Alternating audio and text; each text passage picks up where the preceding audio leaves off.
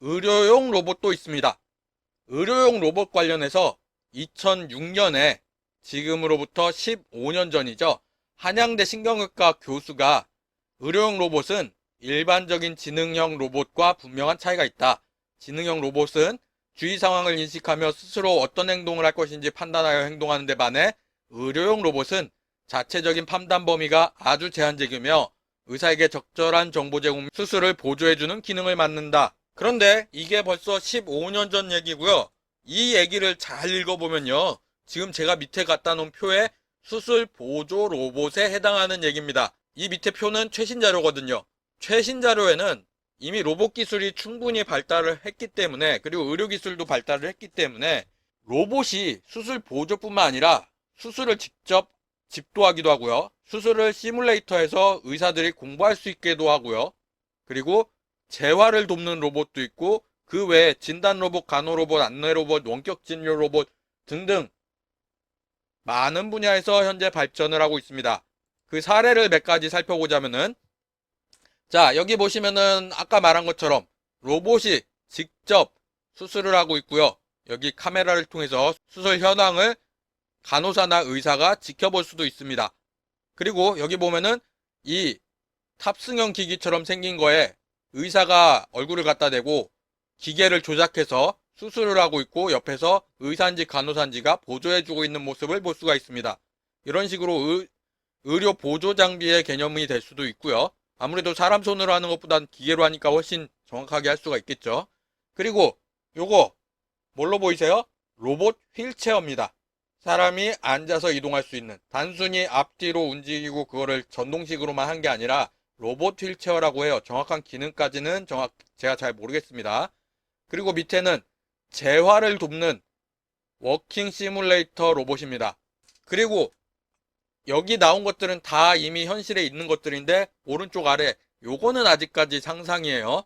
나노 로봇이라고 해가지고 사람의 혈관에 직접 주입을 해서 그 나노 로봇이 병의 원인이 되는 곳을 찾아가서 스스로 치료할 수 있는 그런 로봇, 상상 속에 나서 있는 그런 로봇이 개발 중에는 있습니다. 아직 확실화된 건 아니에요. 요것도 의료용이라고 볼 수가 있겠죠. 의료용은 이 정도 살펴보고요. 그 다음으로 군사용입니다. 애초에 로봇이 계속 반복해서 얘기하지만은 사람을 위해서 사람 대신해서 일을 할 수 있는 기계가 로봇이라고 얘기를 했습니다. 근데 넓은 의미에서 보자면 전쟁도 사람이 벌이는 일이에요. 지금까지는 전쟁을 사람이 벌이면서 각종 총기류나 탱크나 장갑차나 항공모함, 비행기 뭐 이런 것들을 동원해가지고 전투를 수행을 했는데 앞으로는 물론 전쟁이 있으면 안 되겠지만 사람이 직접 전투하지 않을 가능성이 매우 높습니다. 이런 식으로 사람 형태가 아니더라도 전투에서 써먹을 수 있는 기계라든가 아니면은 탱크인데 무인 탱크, 무인으로 자동으로 운영되면서 기존 탱크보다 훨씬 사이즈도 작죠. 여기 총 크기를 보시면 기존 탱크에 비해서 얼마나 작은지 확인할 수 있을 겁니다. 이런 탱크 형태의 로봇도 있을 수 있고요. 그리고 사막 같은 특수작전 지역에서 이런 로봇도 있습니다. 특히 미군이 이라크 전쟁에서 이와 비슷한 형태의 로봇을 사용했다는 것으로 알고 있어요. 그것뿐만이 아니죠. 탑승형 로봇. 아직까지는 제대로 된 탑승형 로봇은 없습니다. 이렇게 거대한 탑승형 로봇은 없고 제 생각에는 이런 거대한 탑승형 로봇은 소설이나 영화니까 가능한 얘기지 실제로는 저렇게 거대한 인간형의 탑승형 로봇, 만화 영화에서나 나올 것 같은 그런 로봇들은 아마도 개발되지 않을 것 같습니다. 왜냐하면은 전쟁에서 주요 표적이 될 수가 있기 때문이죠. 키도 크고 멀리서도 잘 보이고 표면적도 넓어서 타격하기도 쉽고 그럼 전쟁의 주요 표적이 됩니다. 별로 바람직한 아이디어는 아니라고 봐요. 보기엔 멋있지만. 그리고 이런 지상에만 로봇이 있는 게 아니죠. 무인 드론. 요것도 로봇이고요. 이렇게 사람보다 훨씬 빠른 속도로 안정적으로 어디든 달려갈 수 있는 사족 보행의 로봇. 요런 것도 전쟁에 쓰기 아주 좋죠. 사람보다 키도 작으면서 더 빨리 이동할 수 있으니까. 그리고 좁은 공간에 미리 사람보다 빨리 들어가서 위험을 미리 탐지하는 이런 탐지 로봇 같은 것도 있고요. 해양 순찰을 무인으로 하는 이런 로봇도 있습니다. 그리고 오른쪽 아래는 지뢰 제거 로봇이라고 해요. 이런 식으로 로봇을 군사 용도로 사용하기도 합니다. 자, 그리고 군사 로봇은 이 정도 살펴보고요. 그러면은 아까 봤었던 여기서 산업용 살펴봤고, 가정용 살펴봤고, 의료용, 군사용 다 살펴봤습니다. 마지막 기타가 남았는데, 기타가 뭐냐면은 지금까지 나왔던 그런 앞선 분류들에 담기에는 그 활용 분야가 너무 광대하다거나 아니면 분야가 겹쳐서 사용된다거나 이런 식으로 정확하게 분류할 수 없는 내용들을 기타 종류라고 얘기를 해보겠습니다.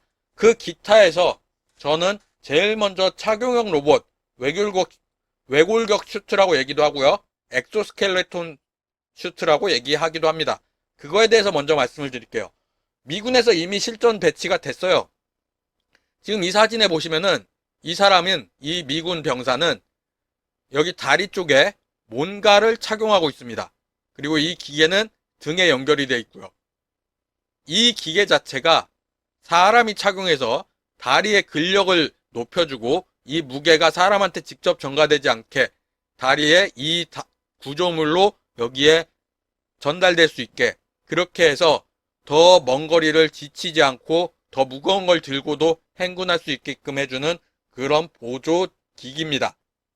이런 외골격 슈트도 안에서 스스로 무게 제어라든지 이런 걸 해야 되기 때문에 단순하게 기계라고만 보기 어렵고 로봇으로 볼 수가 있거든요. 그리고 발전 분야도 무궁무진하고요. 뭐 이런 식으로 사람 재활을 돕기 위해서 의료용으로 사용되기도 하고요.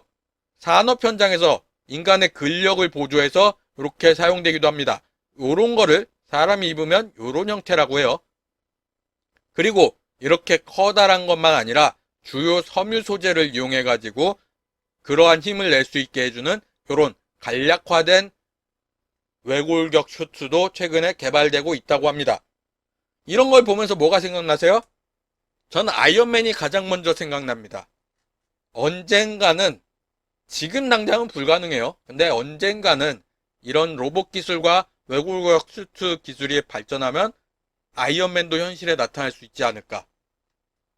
물론 그 시기가 되면은 우리가 영화에서 보던 아이언맨이랑은 많이 다를 거예요. 왜냐하면은 영화에서 보는 아이언맨은 아이언맨 혼자, 많아봐야 한두 명 정도 더 그런 아이언맨 슈트를 이용하지만은 이게 실제 아이언맨 슈트가 개발되고 상용화가 되기 시작하면 혼자나 그렇게 소수의 인원이 쓰는 게 아니라 거의 모든 군대가 아니면은 최소한 특수부대라도 그런 장비를 사용할 것이기 때문에 영화에서 보는 아이언맨이랑은 많은 차이가 있을 수 있습니다. 자, 그리고 또 뭐가 있냐면은 반려로봇이라는 것도 있습니다. 어찌 보면 이게 가정용 로봇의 범주에 들어간다고도 할 수가 있겠는데 이 반려로봇이 특이한 점이 뭐냐면요. 로봇의 범주가 사람의 일을 하는 거를 대신하기 위해서 개발됐다고 했는데 반려로봇은 일을 하지 않아요. 물론 외롭지 않게 옆에서 있어주는 것도 일이라고 하면은 할 말이 없긴 한데 일반적으로 우리가 반려동물인 고양이나 강아지나 이런 동물들한테 일하고 있다라고는 안 하잖아요. 그냥 같이 있어주고 존재하고 공감해주고 서로 교류하고 이런 거의 목적이지 그런 동물들이 일을 하진 않습니다. 물론 뭐 고대로 가면 강아지는 집 지키는 동물이었고 고양이는 쥐 잡는 동물이었지만 그거는 고대 얘기고 지금은 그렇지 않죠. 지금은 그냥 귀여우니까 내 말을 따르니까 밖에 나갔다 오면 반겨주니까 이래서 키우는 건데 그거를 로봇이 그 영역까지도 넘보고 있습니다. 이런 누가 봐도 로봇인 형태 고양이나 강아지를 닮은 이런 형태도 있고요. 심지어 사람 형태의 반려로봇도 있습니다. 실제로 다 개발되어 있는 로봇들을 가져온 거예요. 그리고 이런 기계 형태가 아니라 마치 인형처럼 겉에다가 털가죽을 뒤집어 씌워놓은 이런 형태도 있고요. 오른쪽에 있는 두 개는 뭐냐면요. 요것은 기존에 말한 로봇하고 거의 일맥상통한다 볼 수가 있어요. 반려동물들을 케어하는 것을 도와주는 로봇입니다. 사람이 없을 때 반려동물과 놀아주고 이렇게 간식도 주고 그런 종류의 로봇입니다. 요것도 반려로봇의 범주에 넣어봤어요. 자, 그리고 또 뭐가 있냐면은 3D 프린터 로봇도 최근에 등장하기 시작했습니다. 3D 프린터면 프린터지 입력된 결과에 따라 출력을 하는 건데 이게 왜 로봇이냐, 인공지능이 어디 있냐 라고 말씀을 하실 수도 있어요. 근데 그렇지가 않더라라는 거죠.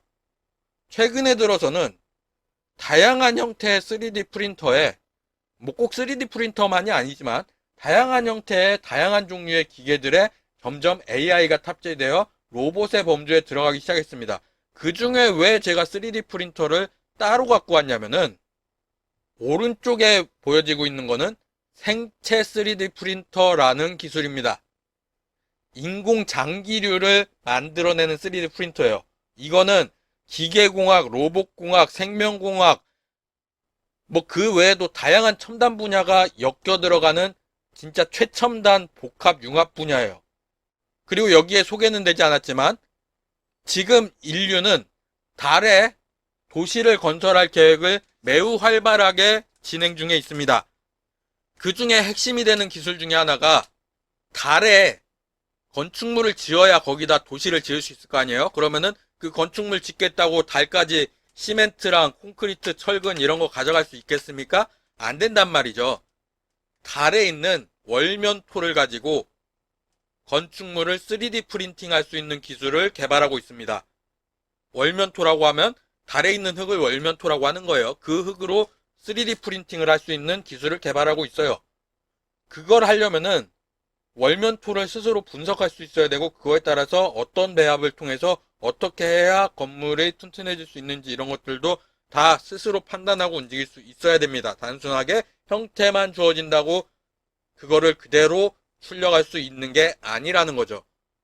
그리고 더 넓은 의미에서 보자면은 이런 아주 간단한 형태의 3D 프린터도 우리가 형태를 입력했을 때 그 형태를 스스로 분석을 해가지고 그러면 어떤 순서에 따라 어떤 방향으로 어떻게 3D 프린팅을 하면 이 모양이 나오겠다. 이거를 기계가 판단을 한다는 거예요. 판단하고 그거에 따라 움직인다. 이거는 이미 로봇이라고 볼 수가 있다라는 거죠. 자, 그리고 마지막으로 자율주행 자동차가 나왔습니다. 자율주행 자동차 계속 강의마다 빠지지 않고 나오고 있어요. 왜냐? 계속 강조하지만은 다 연관이 되어 있는 기술이라서 4차 산업시대에 최첨단 집약이 들어간 기술이라서 그래서 자율주행차가 또 나왔습니다. 자율주행 자동차에 대해서 제가 지금까지 여러 번 언급을 했죠. 각종 기술들이 집약된 첨단 기술의 집합체다 이런 식으로도 설명을 드렸었는데 그에 대해서 오늘 설명을 드리려고 합니다. 근데 이것도 기술적으로 파고들면은 어려운 내용이 많기 때문에 당연히 기술적인 내용은 제외를 할 거고요. 자율주행 자동차의 정의, 역사, 자율주행 기술의 6단계, 핵심 기술, 기대효과, 이슈, 현황 이 정도까지만 해서 오늘 강의를 해보려고 합니다. 다만 지금 남은 수업이 오늘 수업 포함해서 3번이 남았거든요. 중간고사까지. 그 전에 여러분들한테 최대한 많은 거를 강의를 해보고 싶어서 자율주행 자동차는 짧게 오늘 하루에 끝낼 수 있을 분량으로 준비를 해왔습니다. 아직도 소개하고 싶은 첨단 기술들이 많이 있기 때문이에요. 그러니까 오늘 강의 짧게 핵심만 요약해서 자율주행 자동차에 대해서 설명을 해보자고 합니다. 자, 자율주행 자동차가 뭡니까? 사람이 직접 개입하지 않고도 이렇게 운전을 하지 않고도 안에서 지금 책 보고 있죠. 이런 상황에서도 자동차가 알아서 목적지까지 가는 자동차를 생각을 해볼 수가 있죠. 이거는 예전부터 많은 사람들이 꿈꿔오는 기술인데요. 아직은 현실에 구현되지 않았습니다. 아무튼 자율주행 자동차의 정의부터 좀 더 자세히 살펴보면은 운전자 또는 승객의 조작 없이 자동차 스스로 운행이 가능한 자동차라고 다른 데도 아니고 우리나라 자동차 관리법 1의 3호에 자율주행 자동차를 정의하고 있습니다. 그리고 또 다른 정의를 찾아보면은 자동차 스스로 사람의 인지, 판단, 제어 기능을 대체하여 운전하는 거를 자율주행 자동차다. 이렇게 얘기를 하고 있습니다. 이거는 지금까지 제가 강의했던 다른 주제들에 비해서 정의 자체가 상당히 심플하고 직관적입니다. 다른 주제들은 여러분들이 어느 정도 알고 있어도 알지 못했던 좀 더 상세한 정의에 대해서 제가 말씀드리곤 했지만은 자율주행 자동차의 경우에는 굳이 설명을 안 하더라도 자율적으로 주행이 가능한 자동차인가 보다라고 단어 자체에서부터 이미 추측이 가능하게끔 아주 잘 만들어져 있어요.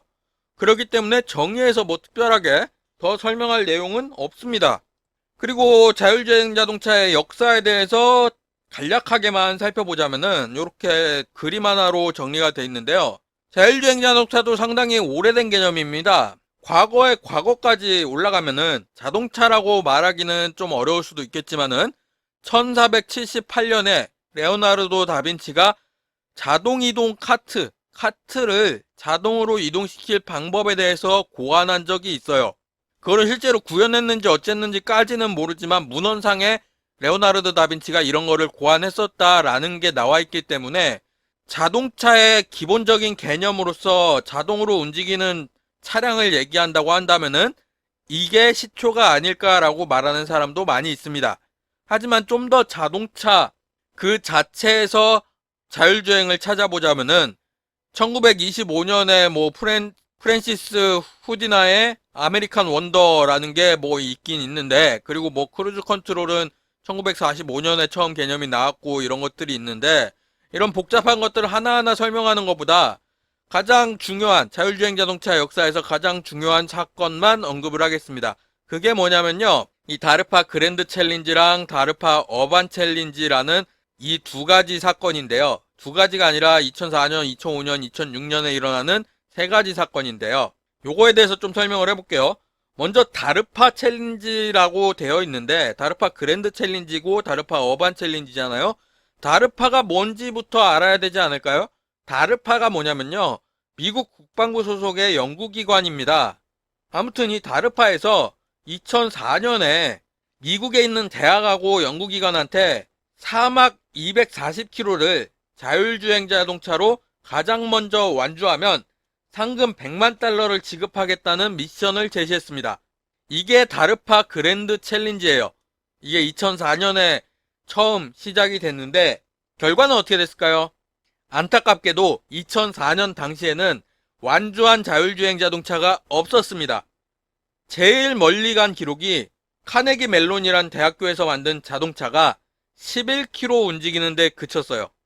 겨우 11km 움직였습니다. 자율주행으로. 다른 대학교나 연구기관의 대부분의 자율주행 자동차들은 아예 움직이지도 못했다고 그래요. 그러면 2004년에는 완전히 실패한 거죠. 그래서 2005년에 다르파에서 똑같은 목적으로 똑같은 주제로 대회를 한 번 더 열었는데, 그때는 2004년의 경험을 바탕으로 많이 보완을 했는지 5개 대학교에서 만든 차량이 완주를 했습니다. 그리고 거기서 완주한 차량 중에 우승한 차량은 스탠포드 대학교의 차량이었다고 합니다. 자, 여기서 두 가지 학교가 나왔죠. 첫 번째 대회에서는 완주는 못했지만 최고 기록을 냈던 카네기 멜론 대학교, 그리고 두 번째 대회에서 우승을 한 스탠포드 대학교 차량, 요 두 가지 대학이 나왔습니다. 요거는 2006년에 또 등장하니까 잠깐 머릿속에 넣어두시고요. 아무튼 2005년에 열린 다르파 그랜드 챌린지에서는 스탠포드 대학 차량이 우승했다고 그랬잖아요. 근데 240km를 주행하는데, 자율주행으로 주행하는데 6시간 54분이 걸렸다고 합니다. 대충 7시간으로 잡을게요. 모래 언덕하고 다른 차량 외에는 거의 아무것도 방해물이 없는 사막 240km 이동하는데 7시간 걸렸으니까 평균 시속은 30km가 조금 넘는 수준이네요. 처참하죠. 그 후에 이제 1년 뒤에 2006년 다르파 어반 챌린지가 열리는데요.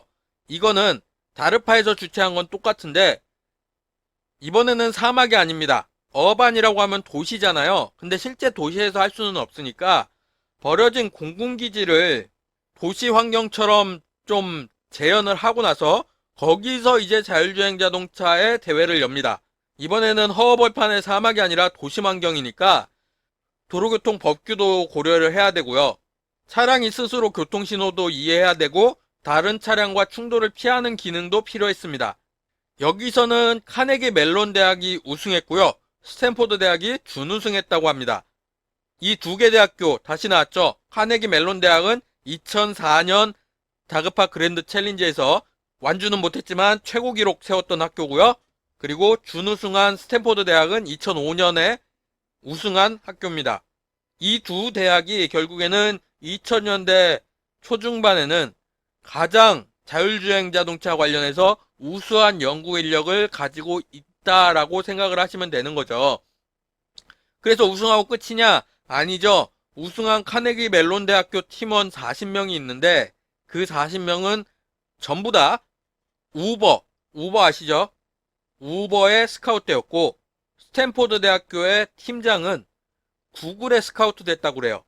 그리고 구글에 스카우트 된 이 팀장이 2009년에 프로젝트 책임자로서 구글 자율주행 자동차 연구에 착수하게 됩니다. 그 후에 2015년에 테슬라 오토파일럿이 등장하고 수많은 사건들이 있었는데 이 다르파 챌린지만큼 그렇게 큰 임팩트를 가져오지는 않았기 때문에 상세한 설명은 생략하도록 하겠습니다. 자, 그러면은 이러한 역사 속에서 자율주행 자동차가 많이 등장을 했는데요. 그럼 자율주행 자동차라고 해서 전부 다 같은 자율주행 자동차냐 하면은 그건 아니거든요. 그래서 국제자동차 기술자 협회에서 자율주행 자동차를 6단계로 분류를 해놨습니다. 가장 먼저 레벨 0은 비자동화 단계예요. 아무런 자율주행 기술이 적용되지 않은 상태를 얘기하고요. 우리가 흔하게 볼 수 있는 자동차가 여기에 속합니다.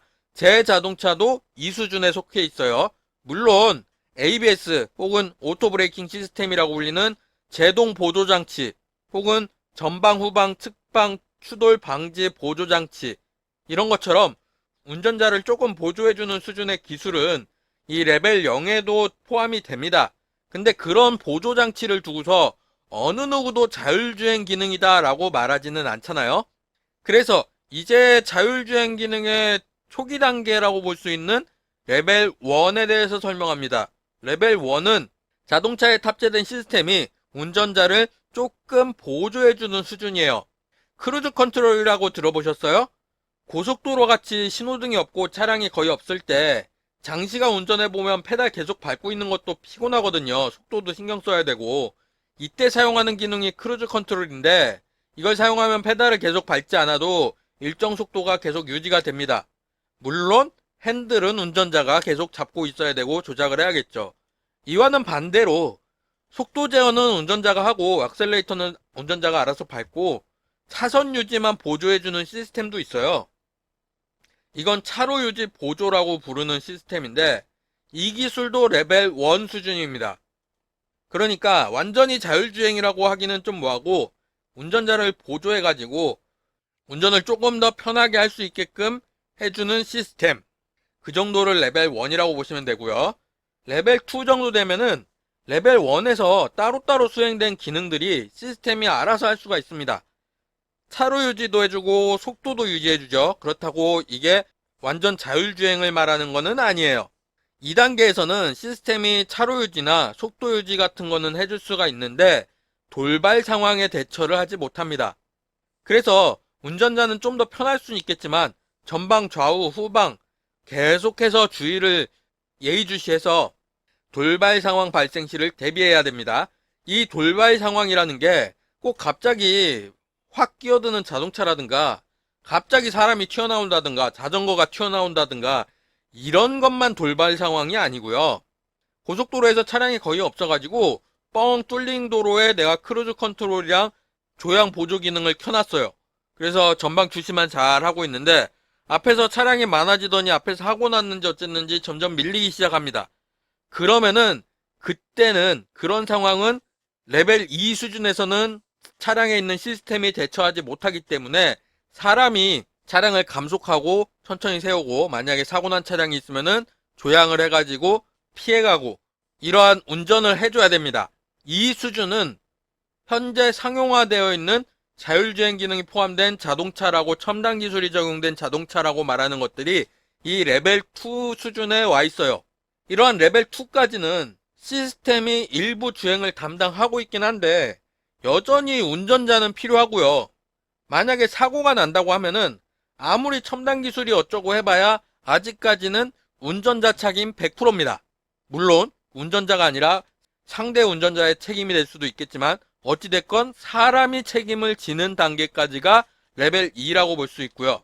거기서 이제 더 진보하게 되면은 레벨 3 조건부 자동화라는 단계에 진입할 수가 있습니다.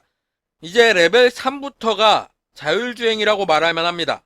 3단계는 기본적으로 사람이 운전에 개입하지 않고 대부분의 주행을 자동차 시스템이 담당하는 수준을 말합니다.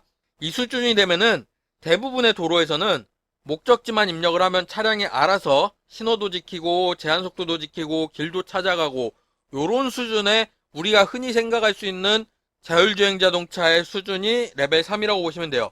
하지만 레벨 3에서는 여전히 운전자는 필요합니다. 왜냐면 대부분의 상황은 차량이 자체적으로 해결할 수 있다고 말했잖아요. 근데 너무 복잡한 로터리라든가 아니면 GPS 수신 불량 상태라든가 통신장애가 있다든가 이런 상황에서는 아무리 지금 수준의 첨단 기술이 적용되고 어쩌고 해봐야 차량에 있는 시스템이 이를 해결할 방도가 없습니다. 여러분들 중에 운전해보신 분 있다면은 터널에 들어가거나 지하차도 등에 들어갈 경우에 내비게이션이 제대로 된 위치를 잡지 못하는 경험 해본 적 있을 거예요. 이런 상황에서는 내비게이션을 대체할 만한 무언가가 있지 않는 한 시스템에 의해서 완전한 자동 운전은 힘든다고 할 수가 있겠죠. 많은 자율주행을 연구하는 기업이나 연구소에서 지금 3단계 수준을 실험하고 있습니다. 하지만 실제로 이거를 적용하고 있지는 못해요. 그 이유는 뒤에 설명을 드릴게요. 일단은 이 단계부터 마저 설명을 해봅시다. 아무튼 요거랑 비슷하다면 비슷하다고 볼 수 있는 상황이 있는데 제가 얼마 전에 경험한 일이에요. 장거리 운전을 해서 어디를 가야 될 일이 있었는데요. 출발할 당시에 핸드폰 배터리가 얼마 없었어요. 저는 내비게이션을 핸드폰만 사용을 하고요. 초행길이라 내비가 없으면 길을 찾을 수가 없는 상황이었지만 배터리가 별로 없다고 해서 걱정하진 않았습니다. 왜냐하면 차에도 충전잭을 비치를 해놨기 때문에 그걸 연결해서 내비를 키면은 아무런 문제 없이 오히려 가면서 핸드폰을 충전하면서 갈 수 있는 상황이 되기 때문이죠. 그렇게 한참을 가다가 고속도로 한가운데서 갑자기 핸드폰이 꺼지는 거예요. 저는 당황했죠. 길을 모르니까. 다행히 고속도로였기 때문에 그리고 아직 도착까지는 한참 남았기 때문에 거기서 바로 갓길로 빠져가지고 충전잭을 확인해 보니까 충전잭이 핸드폰에 꽂혀져 있는데 반대쪽이 차량용 어댑터에 제대로 꼽혀져 있지가 않더라고요. 그래서 충전이 안 되고 있었을 뿐이에요. 근데 만약에 여기서 충전이 안 되는 게 아니라 핸드폰이 고장 나가지고 통화도 안 되고 내비도 안 되고 이런 상황이 되면 어땠을까요? 엄청 큰 문제가 될 수도 있겠죠. 다행히 그 상황에서 그렇게 해결이 되고 나니까 저는 이런 생각이 들었어요. 만약에 자율주행 자동차가 상용화가 됐는데 자율주행 자동차 내에서 운행 중에 내비게이션 기능이 갑자기 고장났다. 그럼 어떻게 될까? 그러면 자율주행이라는 게 사실 불가능해지지 않을까요? 만약에 그런 상황이 발생한다면은 운전자가 개입을 해서 직접 운전을 할 수밖에 없게 될 겁니다. 이 정도 수준이 레벨 3입니다. 그리고 기술이 더 발전해서 레벨 4가 되잖아요? 그러면은 그런 내비게이션이라든가 이런 문제들은 시스템이 어느 정도 커버할 수 있는 수준이라고 보는 겁니다. 3단계는 문제가 생기면 시스템은 해답을 찾지 못하고 운전자한테 네가 알아서 해라 이렇게 하고 운전대를 넘기는 수준이라면 4단계는 합숙된 인공지능을 통해서 문제 상황 발생 시에 차량 시스템이 스스로 해결할 수 있는 수준이 되도록 만드는 게 4단계입니다. 방금 그런 내비게이션 문제가 생겼다라고 하면은 서브로 평상시엔 가동하지 않고 있던 내비게이션, 구형 내비게이션 이런 거라도 작동할 수 있게끔 시스템이 대처를 한다든가 아니면은 내비게이션이 먹통이 되면 통신기술로 관련 기술자를 호출할 수 있게끔 시스템이 직접 프로그래밍 돼 있어가지고 운전자가 개입하지 않더라도 그 상황을 헤쳐나갈 수 있게끔 자동차 시스템이 뭔가 조치를 취할 수 있다라고 하는 정도가 레벨 4인 거예요. 이 정도는 돼야 자율주행이라고 할 수 있지 않겠어요? 그리고 여기서 더 발전하게 되면은 레벨 5에 돌입합니다. 이때는 완전한 자율주행이 정착이 돼가지고 더 이상 운전자가 없더라도 모든 상황에 차량이 스스로 시스템적으로 대처할 수 있는 상태가 되는 게 레벨 5예요. 근데 아직까지 레벨 4나 5는 소설이나 영화 같은 데서만 등장하는 정도의 개념이고요. 아까 말씀드린 것처럼 지금 선두기업, 자율주행 관련 기술의 선두기업이라고 하는 기업들이 레벨 3 수준에서 연구개발을 수행 중에 있습니다. 실험도 많이 하고 있고요. 근데 소설에 불과할 수도 있는 레벨 5에 대한 개념을 여러분들한테 더 이해를 확실하게 시켜드리기 위해 관련된 이야기를 하나 할 건데요. 운전자가 없이 자율주행이 가능한 자동차라는 건 생각보다 혁신적인 기술이에요. 한 가지 예를 들어보죠. 많은 사람들은 출퇴근을 위해서 차량을 사용해서 집에서 회사까지 가죠. 그리고 외근이나 출장이 없는 한 퇴근할 때까지 그 자동차는 회사 주차장에서 대기하고 있습니다. 근데 이렇게 생각해 봅시다. 자동차가 사람이 없어도 완전히 자율주행이 가능한데 회사 주차장에서 계속 세워만 두는 거는 낭비 아닙니까? 만약에 내 차가 나를 회사로 데려다 준 다음에 퇴근 시간까지 자율주행으로 운행하면서 택시 영업을 한다면 회사에서는 내가 일해서 돈 벌고 자동차는 택시로 돈 벌고 얼마나 좋을까요? 이게 제가 생각해낸 이야기가 아니에요. 일론 머스크 다들 아시죠? 테슬라에 그 일론 머스크가 생각해낸 아이디어인데 실제로 개발도 하고 있어요. 일론 머스크가 말한 바에 따르면 1년에 이런 방식의 택시 영업으로만 대략적으로 3,700만 원 정도를 추가로 벌 수 있지 않을까라고 얘기를 합니다. 근데 아직까지는 운전자 없이 운행할 수 있는 완전 자율주행 자동차는 개발되지는 않았으니까 어찌 보면 먼 미래를 내다보는 꿈과 같은 얘기 중에 하나죠. 아무튼 이제 자율주행 자동차의 6단계에 대해서 개념이 잡히셨을 거라 믿습니다. 그럼 다음으로 넘어가서요. 자율주행 자동차의 핵심 기술을 요 그림 한 장만 보고 넘어갑시다. 어차피 제가 기술적인 내용은 다루지 않을 거기 때문에 이 각각의 기술들이 뭔지에 대해서는 자세히 설명드리지 않을게요. 뭐 여기 보면 흔히 여러분들이 쉽게 생각할 수 있는 레이더라든가 GPS라든가 뭐 다양한 기술들이 여기에 있는데 읽어보시면은 이게 뭐겠구나 하는 정도의 추측이 가능한 기술들도 있는 반면 도저히 이게 뭔지 짐작도 안 되는 전문 용어로 이루어진 기술도 있습니다. 이렇게 수많은 기술들이 포함이 되어야 이렇게 수많은 기술들이 유기적으로 잘 작동이 되어야 자율주행 자동차가 동작이 가능하다고 하는데 굳이 이런 첨단 기술들이 들어가지 않더라도 일단 자동차라는 제품 자체가 많은 기술들이 들어가 있는데 거기에 이런 수많은 첨단 기술까지 들어가야 자율주행 자동차가 실현이 될 수 있기 때문에 제가 누누이 자율주행 자동차야말로 4차 산업기술 첨단 기술의 집약체다 이런 식으로 말씀을 드렸던 겁니다. 아무튼 기술에 대한 개별 설명은 생략하고요. 넘어가서 다음으로 보면 그럼 자율주행 자동차가 완전히 실행이 돼서 상용화가 돼서 퍼져나가면 어떤 기대 효과들이 있을지도 한번 살펴볼게요. 여러 가지 기대 효과가 있겠지만 저는 가장 먼저 꼽고 싶은 게 교통사고 감소를 꼽고 싶습니다. 이거는 뭐냐면요. 사람이 운전하는 이상 어떤 상황이 됐을 때 당황한다거나 아니면 딴 생각하느라 도로 상황을 제대로 파악하지 못한다거나 그러면 안 되지만 술을 마셨다거나 아니면 피곤한 상태로 운전했다거나 아니면 졸음운전을 했다거나 나이 들어서 순간 대처 능력이 저하되었다거나 등등 수많은 사고 원인이 존재합니다. 그리고 교통사고의 대부분은 이러한 원인으로부터 출발을 하게 돼요. 근데 AI에 의해서 자율주행이 완전히 구현된다면 이런 인간의 실수나 컨디션 문제 등으로 발생하는 사고를 획기적으로 줄일 수가 있겠죠. 그리고 또 다른 기대 효과로 운전에 대한 접근성이 있습니다. 지금은 운전면허라는 시험을 통과를 해야, 물론 그게 그렇게 어렵지는 않습니다만 아무튼 운전면허를 취득해야 운전을 할 수가 있습니다. 그리고 미성년자는 법적으로 운전을 하면 안 된다고 되어 있어요. 장애인 같은 경우에는 장애 종류나 수준에 따라서 제한적으로 장애인 전용 차량을 운전을 하게 됩니다. 근데 자율주행 레벨 5에 도달하게 되면 더 이상 운전자가 필요하지 않은 수준이 되니까 운전에 대한 제한이 사라져서 누구나 차량을 손쉽게 이용을 할 수가 있게 됩니다. 그리고 또 어떤 기대 효과가 있을까요? 여유시간 증대. 이거는 사람 개개인에게 이득이 되는 거죠. 지금은 운전하다가 핸드폰 본다거나 통화하거나 뭐 신경 분산시키고 뭐 딴짓하고 이러면은 사고 날 수도 있잖아요.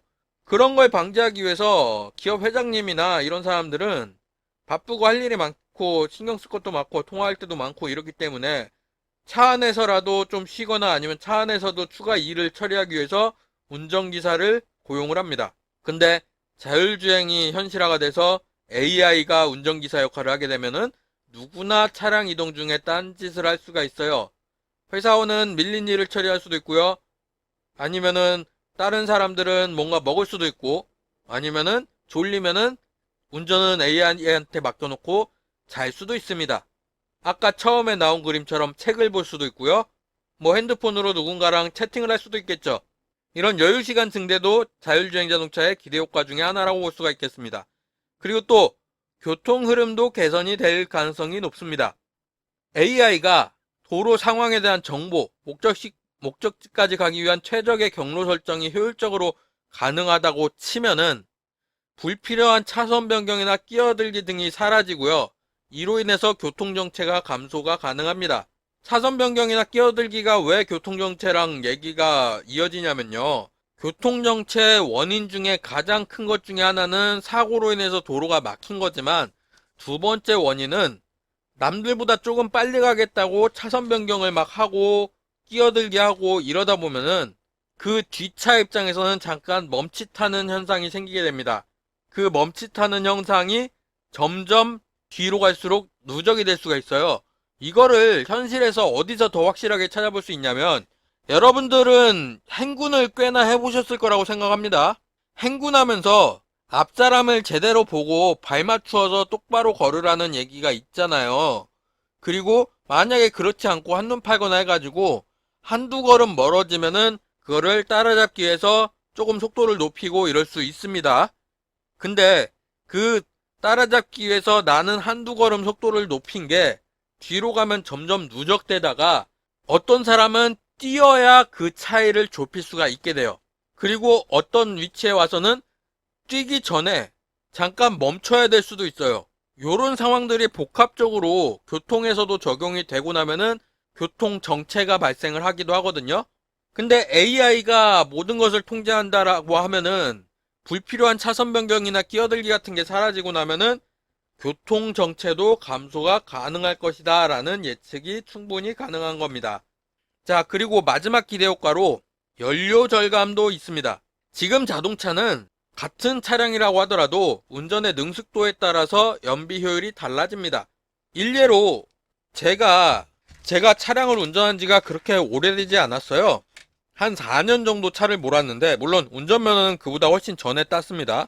아무튼 4년 정도 지금 차를 몰았는데 처음에 차 몰 당시에는 제 차의 연비가 리터당 10km도 못 갔어요.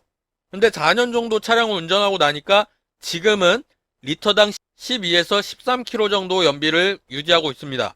이처럼 차량을 얼마나 능숙하게 운전할 수 있느냐에 따라서 연비 효율이 달라지거든요. 근데 만약에 자율주행 자동차, 즉 AI가 운전을 한다면은 상황별로 최적의 연료 소모를 할 수가 있을 겁니다. 그러면은 당연히 기름값 덜 나가고요. 기름값 덜 나가면은 거기서 개인적인 그런 금전적 이득에서 끝나는 게 아니라 화석연료의 사용이 줄어드는 거니까 환경오염도 줄일 수 있을 것으로 기대를 해볼 수가 있습니다. 여기까지 이렇게 기대 효과를 살펴봄으로써 자율주행 자동차가 제대로만 된다면 엄청 좋은 기술이라는 걸 알 수가 있어요. 근데 왜 아직 자율주행 자동차가 제대로 적용이 안 되고 개발이 안 되고 있느냐라고 하면은 일단은 기술적으로 아직 충분히 성숙되지 않았다는 것도 있긴 있습니다. 아직. 하지만 기술적인 외에 다른 문제들도 많이 있거든요. 그 문제들의 대표적인 거 몇 가지도 살펴보도록 할게요. 이거를 저는 자율주행 자동차 관련 이슈라고 말을 해보겠습니다. 이 자율주행 자동차 관련 이슈가 뭐냐면은 현재 자율주행 자동차가 상용화되고 있지 못하는 이유들이라고 생각을 하시면 됩니다. 기술적인 내용 말고 다른 거 말하는 거죠. 그 중에 첫 번째로 꼽고 싶은 거는 보안상의 위협과 시스템 오류로 인한 안전 문제입니다. 앞서 핵심 기술에서 보여준 것처럼 자율주행 자동차는 엄청나게 많은 기술들이 집약돼 있고 그 중에 하나는 통신 관련 기술들이에요. 인터넷에 연결이 돼 있어야 된단 말이죠. 근데 인터넷에 연결된 어떤 기기든 간에 해킹될 위험이 존재합니다. 만약에 자율주행 자동차가 해킹이 된다면은 어떤 자율주행 자동차에 해킹해가지고 브레이크 관련 시스템에 혼선을 준다면은 사고가 날 수도 있겠죠. 굳이 해킹이 아니더라도 자율주행 도중에 일부 기능이 고장나거나 시스템에 오류가 발생한다면은 역시나 사고로 이어질 수가 있습니다. 이거는 기술적인 문제일 수도 있지만은 AI가 적용되는 거의 모든 기술에 공통적으로 포함되는 문제점이라고 할 수도 있어요. 그래서 그거를 충분히 대비를 하기 위해서 기술 표준화를 통해서 안정성을 확보하거나 관련 법규 등을 정비할 필요성이 있습니다. 그리고 또 다른 문제로 자율주행하는 AI에 대한 윤리적 딜레마가 있습니다. 사람한테도 이런 딜레마가 있긴 한데 AI는 더 심각해요. 일단 사람하고 공통적인 걸 보자면은 왼쪽 그림부터 볼게요. 어떤 차량이 운행을 하고 있다가 앞에 사람이 갑자기 많이 튀어나왔어요. 그래서 급하게 핸들을 꺾으려고 보니까 핸들 꺾으려는 방향에 사람이 또 있어요. 그러면은 이제 이 상황에서 보행자 다수와 부딪혀서 다수를 다치게 할 것인가? 한 명한테 부딪히는 걸 택해서 한 명을 다치게 할 것인가? 이런 딜레마가 충분히 발생할 수 있거든요.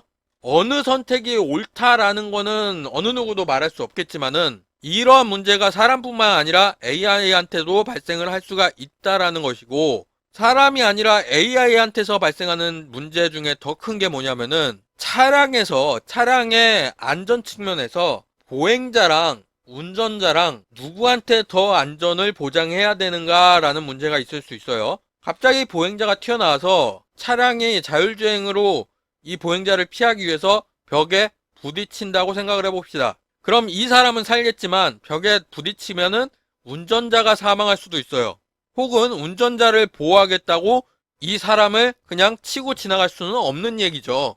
물론 둘 다 안 다치는 게 최고의 상황이겠지만은 세상이 뜻대로만 흘러가는 게 아니다 보니까 아무도 안 다치는 결말은 없는 상황도 생길 수가 있는데 그런 상황에서 과연 AI는 어느 측면을 더 중요시할 것인가?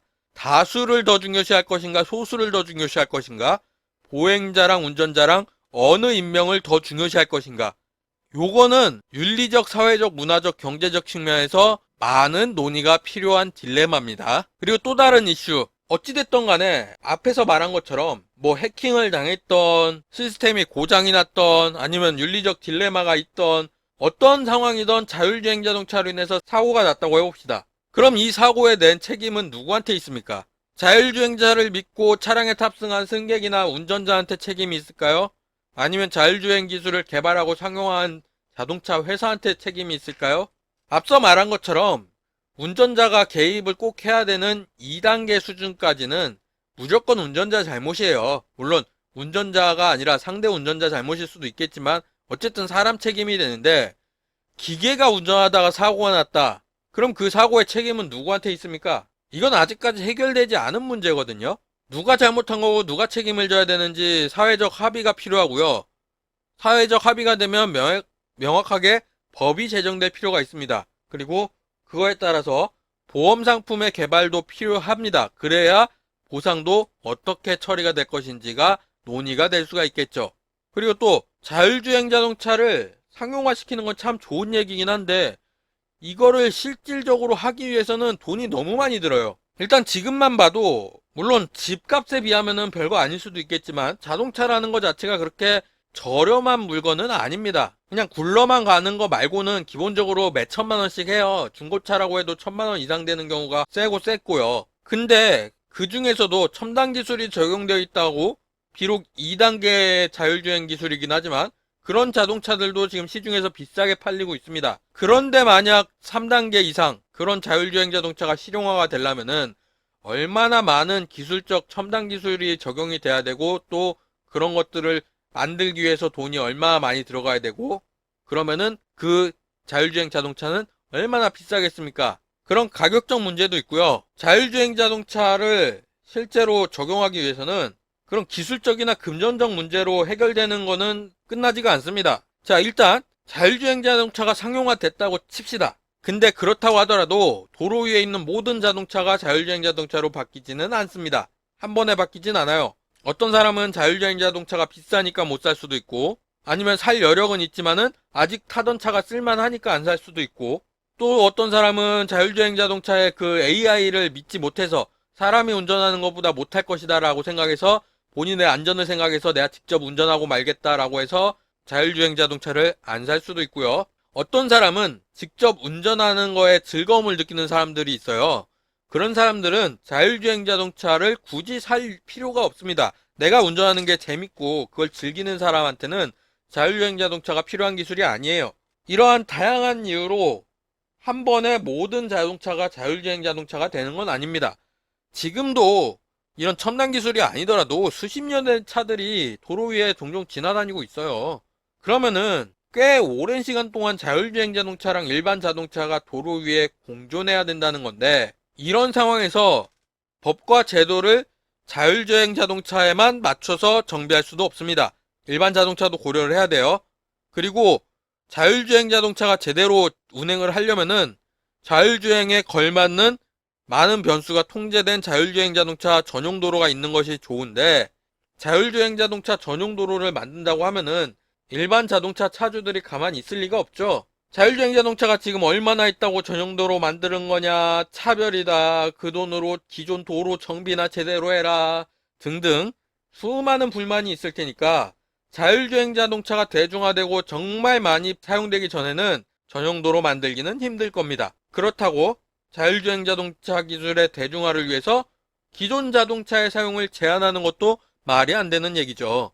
이러한 복합적인 것들이 있기 때문에 자율주행 자동차를 상용화시키기 위한 각종 비용, 기술 개발, 그리고 기술 개발이 완료되고도 그걸 사는 비용, 도로 정비 비용 등등 여러 가지 비용들이 많이 들어가게 되고요. 일자리 감소도 문제가 될 수가 있어요. 자율주행 택시나 자율주행 버스 등이 실제로 상용화가 된다고 하면은 그럼 택시 운전사나 버스 운전사는 백수가 되는 걸까요? 이것도 해결해야 될 문제가 될 수도 있고요. 그리고 아까 터널 얘기한 것처럼 터널이나 지하주차장이나 지상 타워형 주차장이나 이런 데에서 GPS 기술이 현재 한계점이 드러나고 있습니다. GPS 기술이 현재는 터널이나 지하 등 신호가 잡히지 않는 구간이 존재하고요. 왜냐하면 위성통신을 기본으로 하는 기술이기 때문이에요. 그리고 지하주차장이나 지상 타워형 주차장 등에서는 평면적으로 현재 위치는 잘 잡는 편이지만 수직적으로 내가 몇 층에 있는지를 찾기가 힘들어요. 여기서 한 가지 제가 적어놓진 않았지만은 한 가지 첨언을 하자면은 이러한 모든 관련 이슈들 때문에 각종 법이나 제도들이 자율주행 자동차의 도입을 막고 있습니다. 아무래도 법조계 쪽에서는 이런 관련 자율주행 자동차나 첨단 기술 관련된 대학교나 연구소나 기술자들이나 관련 기업이나 이런 사람들에 대해서 맞춰주기보다는 일반 대중들에 맞춰줄 수밖에 없는 쪽이거든요. 법이나 제도 쪽이. 그렇기 때문에 기술 발전을 저해하더라도 어쩔 수 없이 이런 수많은 문제들이 해결되기 전까지는, 혹은 논의가 합의가 되기 전까지는 자율주행 자동차를 실제로 적용하기란 어려울 수밖에 없습니다. 그리고 그런 게 합의가 된다고 하더라도 전 세계에 수많은 국가들이 있는 만큼 법도 다양한 형태로 다양한 기준을 가지고 각기 다르게 적용될 가능성이 높습니다. 그러면은 전 세계에서 장사를 하는 자동차 기업들은 그 나라에 맞춰서 모든 거를 포용할 수 있는 기술을 만들든가 아니면 나라별로 기술이 다르게 적용돼야 되기 때문에 그 역시 어려움으로 꼽힐 수도 있죠. 자, 그리고 그 다음으로 마지막 주제로 자율주행 자동차 관련 현황에 대해서 좀 보도록 하겠습니다. 이거는 내비간트 리서치 리더보드 오토메이티드 드라이빙 바이클스라고 국제적으로 조사기관이 자율주행 자동차 관련 기술 현황을 전 세계 기업들 대상으로 조사를 해가지고 매년 발표하는 자료의 일부입니다. 왼쪽에 보면은 현대자동차, 우리나라 현대자동차 같은 경우에는 2017년에 10위, 2018년 19년에는 15위, 20년에는 6위까지 올라온 걸 볼 수가 있는데요. 2021년 올해 기준 자료로는 이렇게 나와 있습니다. 1위는 구글의 웨이모고요. 그리고 그 전에는 목록에 없던 엔비디아 그래픽 관련 회사로 알고 계시잖아요. 그 회사에서도 자율주행 자동차에 뛰어들어서 급격한 발전을 이뤄내고 있습니다.